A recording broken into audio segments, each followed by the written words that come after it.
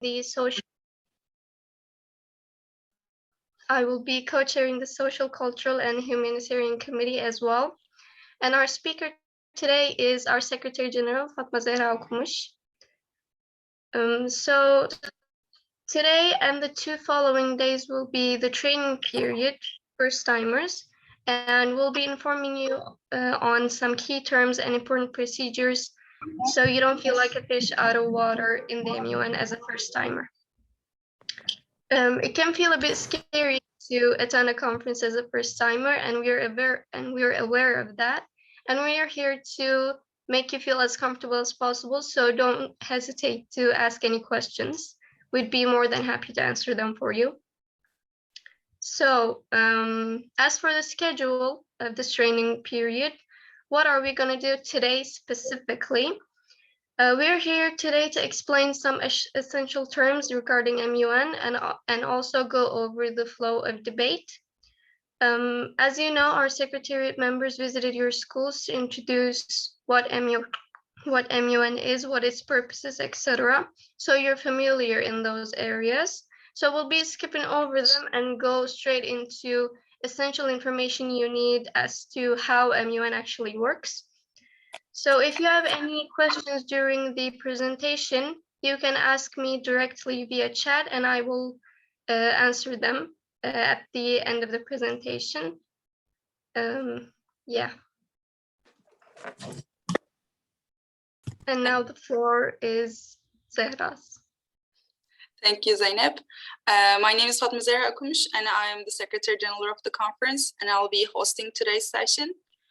I hope that it's going to be beneficial for all of us. Let me share my screen. Just give me a moment, please.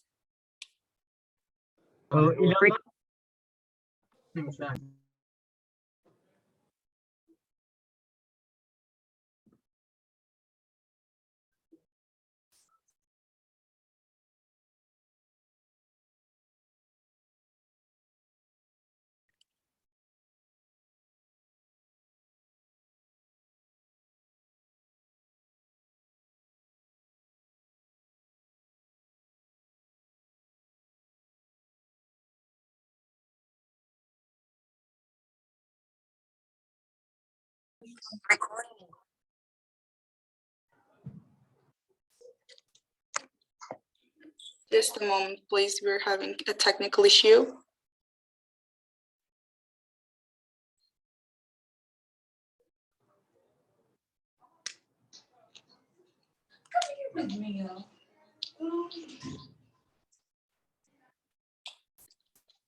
Okay, can you see my screen now? Yes. Okay, thank you.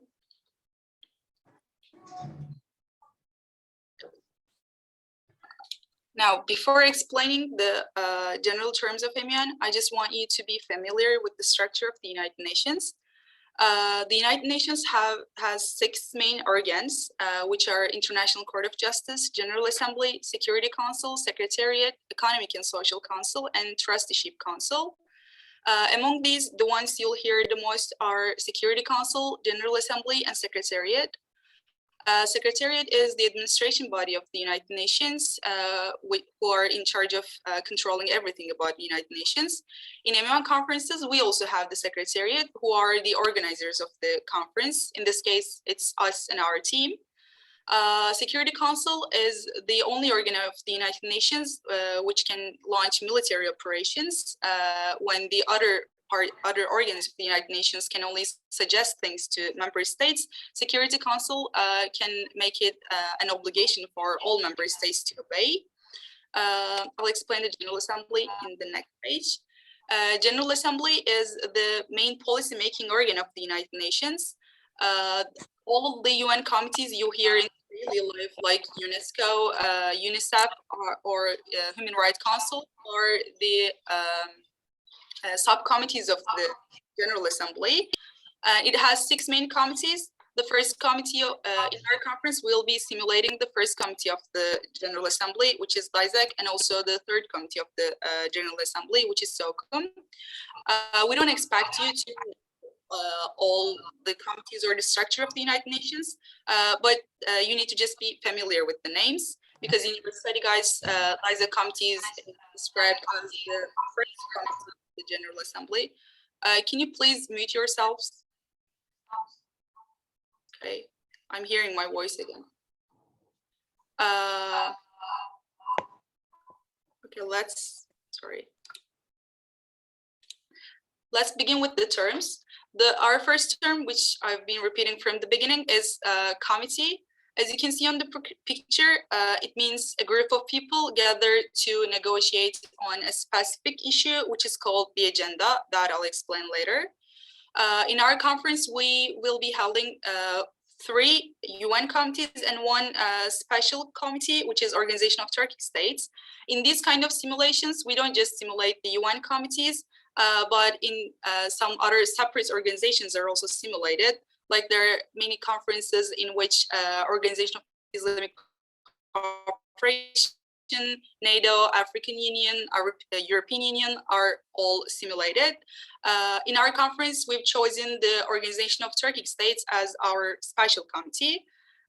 In this committee, delegates will be representing the heads of states and will be the presidents of their countries. Next, we have delegates.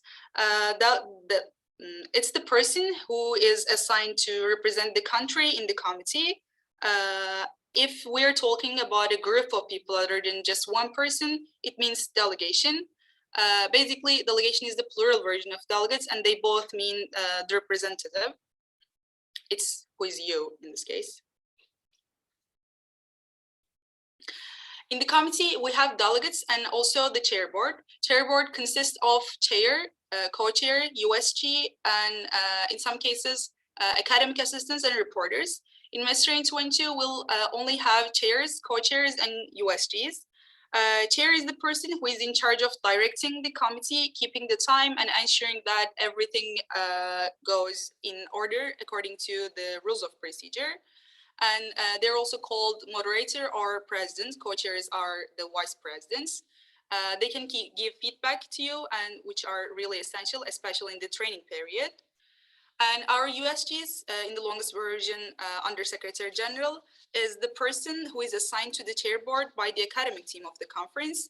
And moreover, their duties are determining the agenda item of the committee, and also writing the study guides, and creating the country metrics,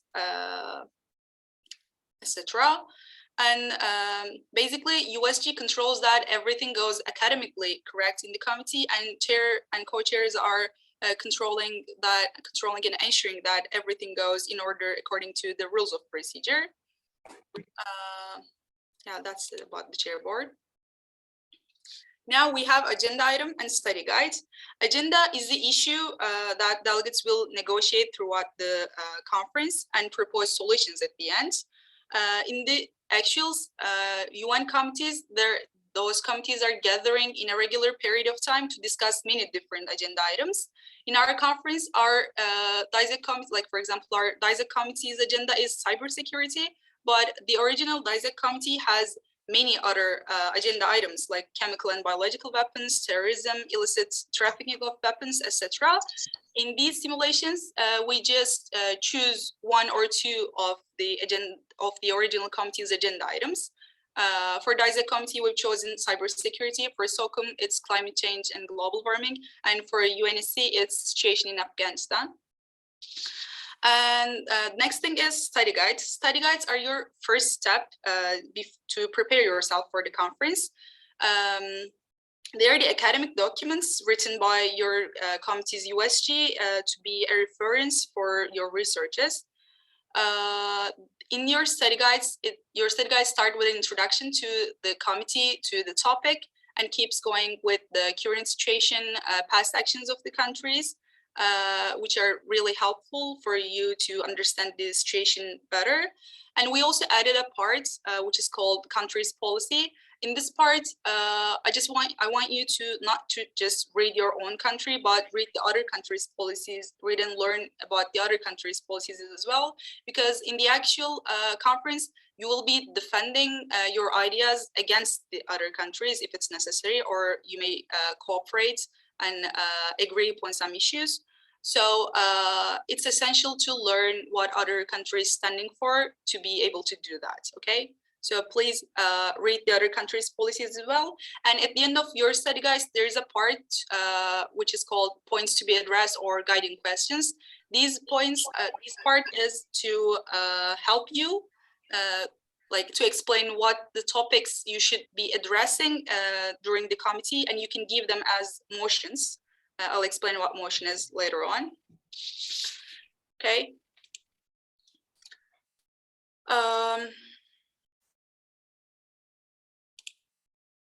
These were the terms. Now we have the position paper. Position paper is the first assignment of the delegates, which must be written before the conference. It's a document that explains your country's stance regarding the agenda. If we were to split them into parts, it consists of 4 major parts. The first part is basically an introduction to your country. You can mention, you must mention your background of your country, geographical information, and your country's relation with neighboring nations. In the second part, you're expected to talk about the policy and the stance of your country on the agenda items specifically. It would be really great if you could do a little bit research about this before the conference. And in the third part, you are expected to talk about the past actions and implementations of the UN, your committee, and your country. All the information given in the third part is provided you in your study guides. So if you read the study guides really well, you could be really good at this part. And at the end, you're expected to propose your possible solutions to the committee, but you're not supposed to write like all of your solutions in here. Solutions here. You can also present them later in the committee as well. There are some key factors about position paper. First, the language used in the position paper must be formal for sure. And you must include your committee agenda item and the country at the beginning of the position paper. I will share a sample position paper and you will understand better. And for our conference, all of your position papers must be submitted to our secretariat, converted into PDF format until the 6th of May. Okay, now these were all the terms, the things before, the things you must know before the conference. Now we'll start with the flow of the debate. First thing is roll call. Roll call is a procedure performed by the chairs at the beginning of each committee to see that how many delegates are present in the session currently. You can answer, chairs will be calling your country's name, and you can answer in 2 different ways. You can either say present or present and voting. If you say present, that means you're present in the committee, but you have a right to abstain when the voting procedure starts. Abstain means staying silent, like you have right not to vote. But if you say present and voting, that means you will be voting upon the draft resolution and other things. So if you say present voting, basically you must vote. If you're absent, actually it's crucial to attend all the sessions. Your absence in the sessions can both affect your chance to win rewards and the productivity of the conference for you. But if you attend the session late, when the roll call already finished, you must send a message paper to the chair board stating your presence in the session. And it's really simple. You can just write the delegate of friends is present and voting, and give it to your admin who will be patching the papers, and they can lead them to the chair board, and chair board will state will take notes of your presence.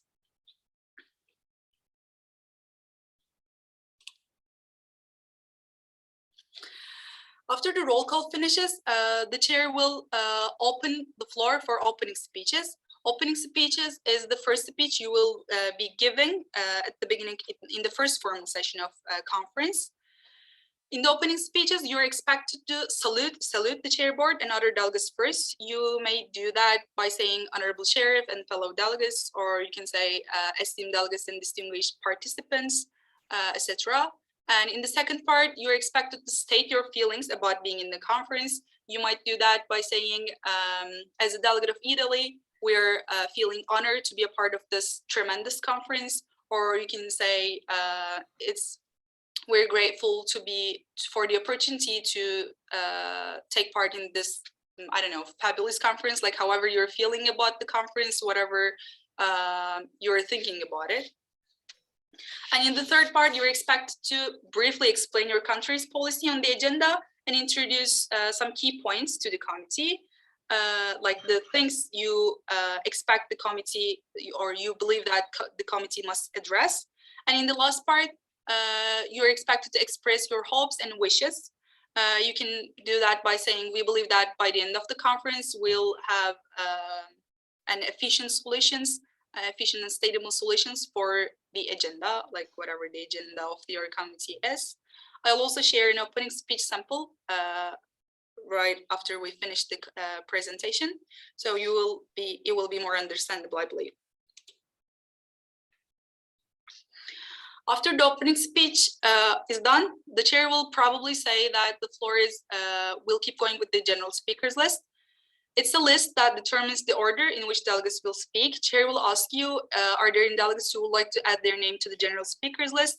And the delegates who are wishing to speak will raise their placards, and chair will take notes of their country's name, and they will be giving their speeches one by one. In the general speakers list, we don't have a rule or like a specific issue that you must address. You can, like, as you can understand from its name, you can, it's very general, and you can talk about anything you want regarding the agenda, for sure, like don't something unrelated. And during the whole debate, you can state that you would like to add your name. You want your name to be added to the general speakers list by sending a message paper to the chair board. And in the general speakers list, delegates will have a certain amount of time to deliver their speeches, which is usually 1 minute. If you conclude your speech before the allocated time, you're expected to yield your remaining time, and you can do that in 3 different ways. You can yield your remaining time to the chair board, to another delegates, and you can open yourself for questions. When you finish your, like, let's assume that you're expected to speak for 1 minute, but you have spoken for 45 seconds and you still have 15 seconds left. Chair will tell you that you have 15 seconds left. What would you like to do with your remaining time? You can either say, we would like to yield the remaining time to the delegate of Spain, for example, and the delegate of Spain will come up to the floor and will be speaking during your remaining time. Or you can open yourself to questions. If you have less than 10 seconds, you can only accept yes, no questions and can answer the question by saying yes or no. Or you can just like do nothing and yield the floor back to the chair, and that's perfectly in order. Okay, next thing is motion. Motion is a specific action made by delegates to direct the debate in a certain direction. It's basically you saying that you are suggesting to the committee to talk about something, to address an issue. Like you, and we have a specific statement for that. You must say that delegate of Italy would like to raise a motion for moderated caucus to talk about, let's say, effects of social media on drug addiction, total time being 15 minutes and individual speaking time being 1.5 minutes. And after receiving a few motions, the chair will proceed voting upon the motions, but there are some rules before that. The total duration for a motion cannot exceed 20 minutes. However, it can be extended with votes later on. Let's say that you raise a motion to talk about something for 10 minutes, and you've spoken for 10 minutes, but there is still some issues which must be addressed, you believe. So you can raise another motion to expand the previous motion.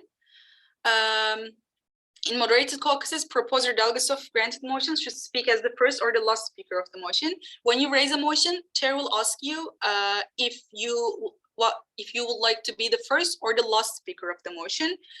You can either be the first or the last speaker of the motion. That's totally up to you. And note that only motions for moderated caucus have individual speaking time. Let's first see what caucus is. Motions can be raised to different caucuses, and different caucuses allow delegates to discuss in different formats. We have three different caucus types. The first one is moderated caucuses.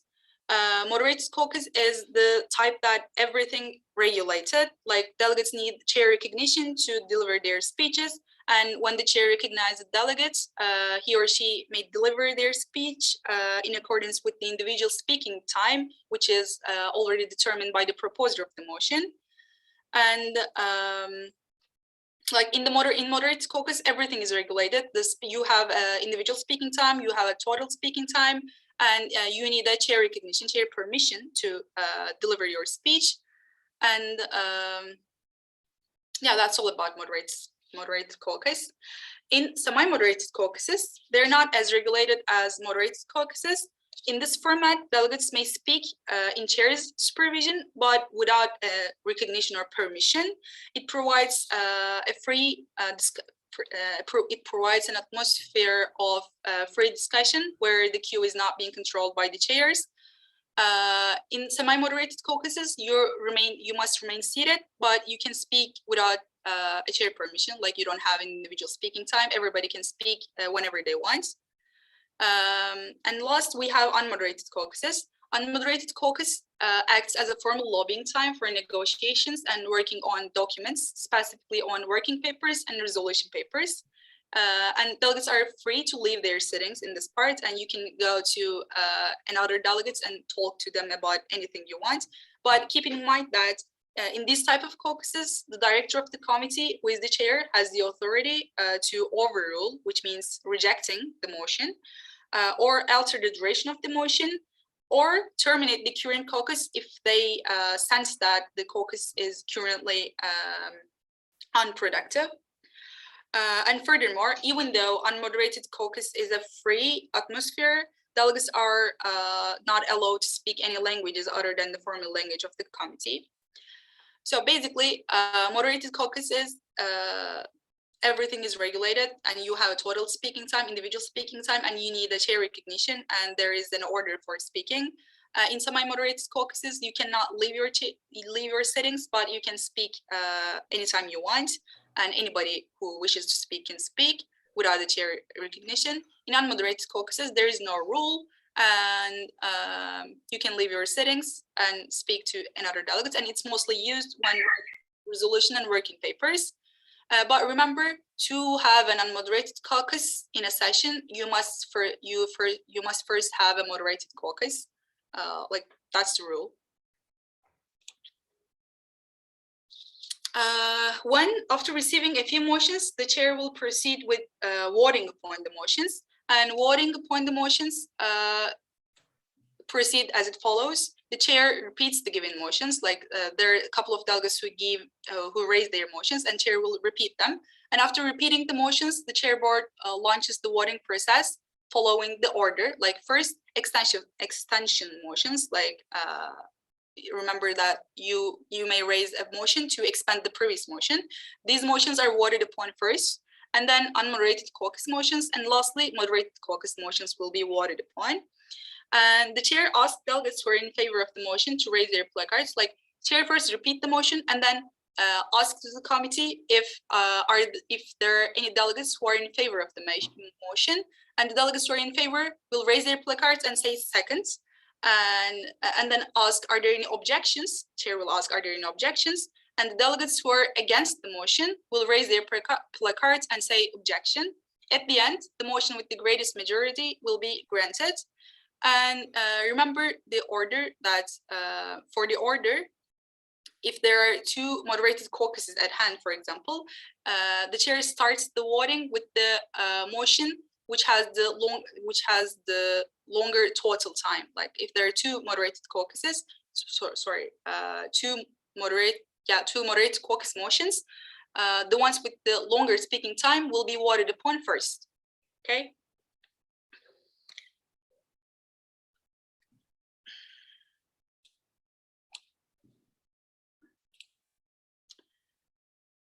Next, we have points.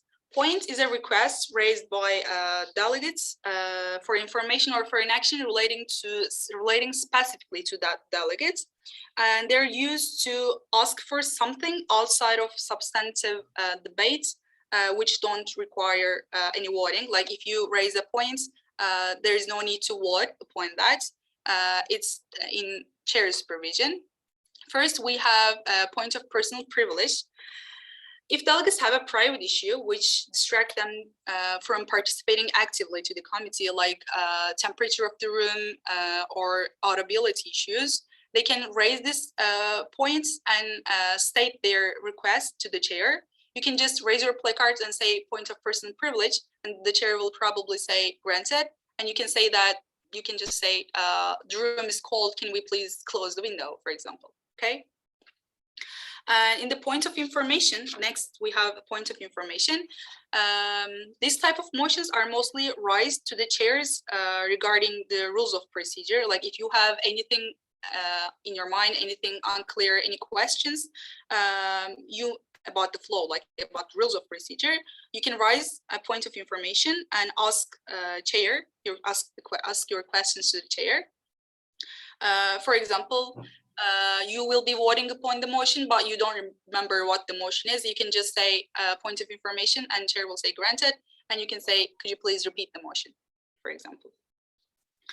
And last, we have a point of order. In this, if there is a case of improper parliamentary procedure influencing the flow of the session, delegates may rise to point of order. And for this, to give you an example, like we covered that at the end of the general speakers list, delegates are expected to yield the floor, but let's assume that somebody forgot yielding their remaining time, and the chair didn't realize that, which is something really uncommon. But like that's an example. You can raise a point of order and say that delegates are expected to yield their remaining time, and if the chair accept that, grant your points, he or she will probably warn the delegates, and the followed rules of procedure will proceed. Actually, our rules of procedure for our conference is Harvard rules of procedure. So if you're planning to do any point of order, you must know the rules of procedure really well first. And last but not least, in MEUN conferences, we have a tool called right of reply, which is used to correct or respond to an insulting statement stated by another delegates. To have the right of reply, you can either raise your placards and say right of reply, or you can state your request by sending a message paper to the chair board, including the statement you consider as insulting. But however, you must take into consideration that some facts may sound insulting when they don't actually have an insulting meaning. For that, let's look at an example. Following the earthquake, Thailand's lack of properly equipped rescue crews left tens of civilians who were trapped without food for days. Like that's the statement of a delegate.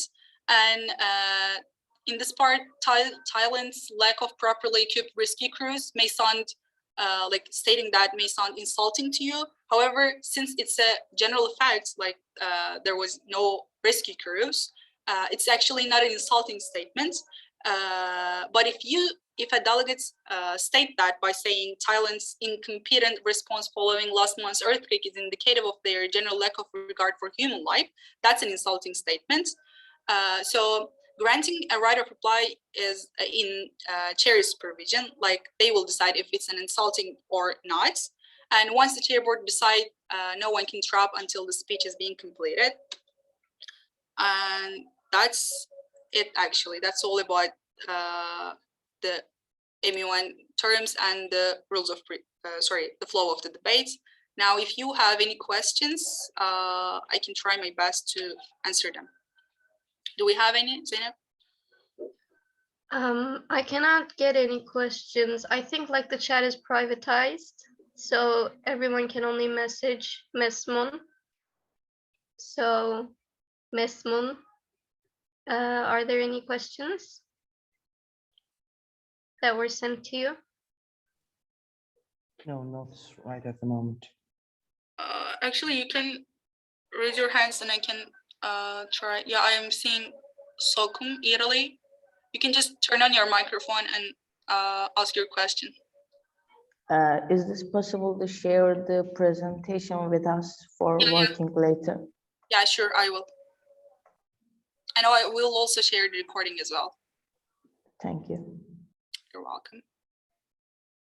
And Ikram Handar, you have a question? Yeah, I would like to ask if we're gonna represent our own countries or other countries that will be given to us. Actually, there are already countries given to you, which is called like allocation. We send allocation mails to you. Didn't you get one?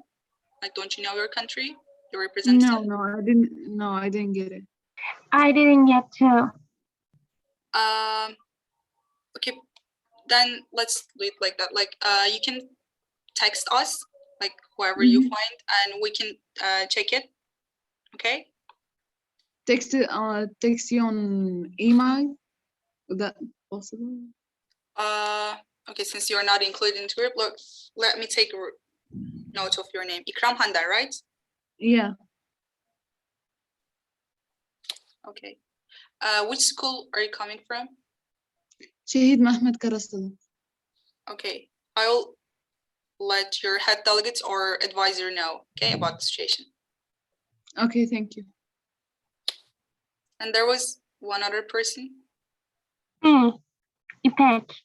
Doğan Cüceloğlu Fen Lisesi. Actually, it's written UNSC Canada in your name, like that's, isn't it your country?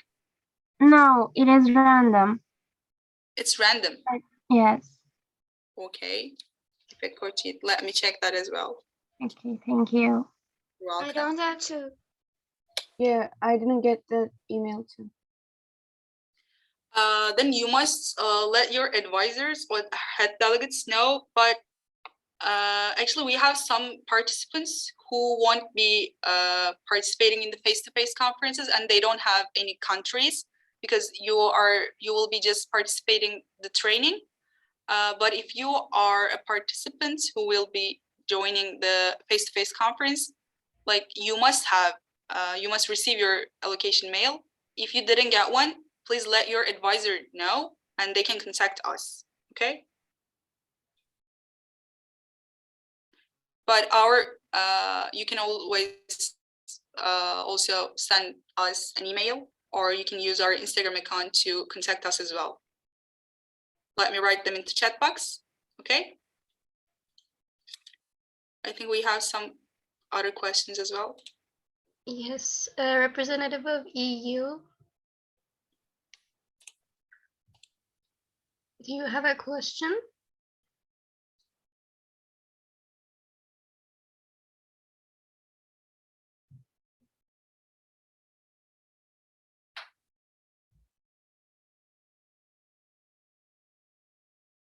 I guess. Yeah. Yes, sorry. Yes, I have a question.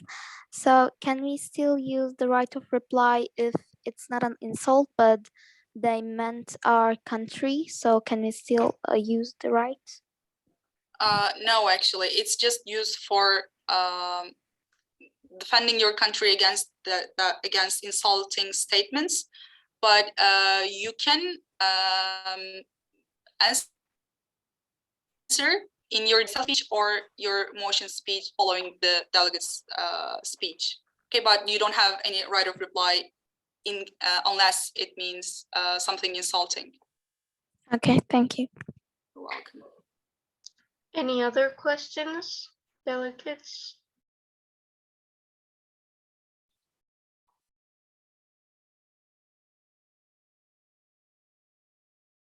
Yes, so come Italy. I'm seeing.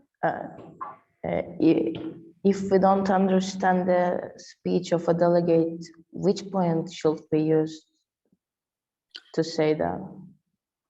If it's something about audibility, you can say point of personal privilege, like saying that you cannot hear what they're saying. But it's about meaning, you can say point of information. And if the chair grants, you can ask to delegates. Thank you. Pleasure. And Agah Ekrem Koçak. Yes. Is there any chance to change our countries? No, Okay. it's determined by the academic team of our conference. And no, sorry. Yeah, the rulings are final. Any other questions?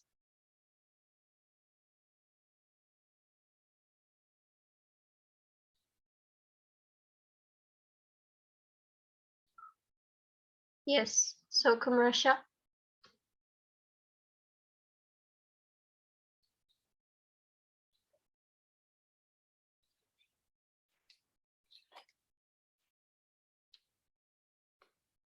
So Kumrasha, do you have a question? Yeah, I do have a question. Okay. Well, you mentioned that there was opening speech should be about 1 minute. So how about if you tend to write the speech, that's like more than a minute? So how it's gonna be?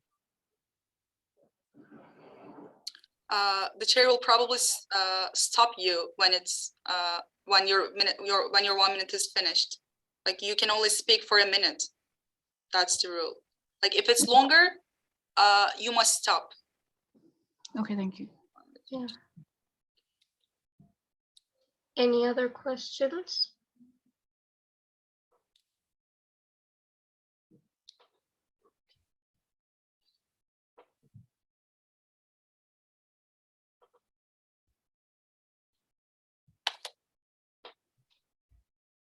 Seem none, I guess. Yeah. So thank you, Zehra, for your speech. It was very informative. And thank you, delegates, for attending, as well as our observers. I hope it was a beneficial training session for you. And we expect to see you tomorrow at 9 as well, if I'm correct, right? Yeah. Thank you for joining. Thank you, everyone. Good evening. Bye for now.